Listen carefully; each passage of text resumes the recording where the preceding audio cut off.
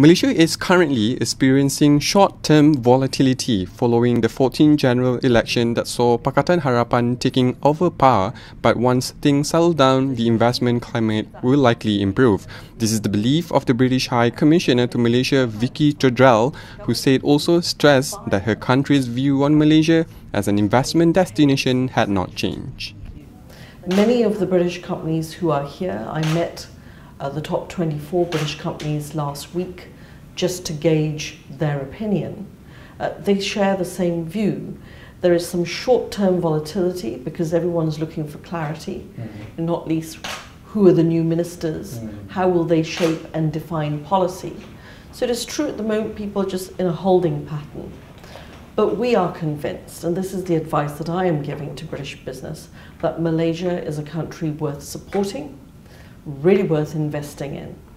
And if you look at the legal framework here, the roots of English common law that lie behind a lot of your legislation, certainly if you talk to the new ministers that are already in place, open and welcoming and wanting to work with Britain, I think the short to medium term issues till the government settles to all the ministerial portfolios are in place, and the fact that corruption is really going to be dealt with is going to make Malaysia a much stronger economy where every dollar that is made genuinely goes back into the economy, into spend on the public sector side to deliver the programs, investments and infrastructure that this country needs.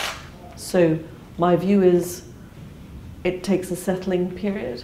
Obviously the election result was a huge surprise. No one was expecting it. And as we know, markets don't like surprises. But once they've got over that and things settle down and the business of government goes on, I think the investment climate should improve and will improve, and that's a good thing.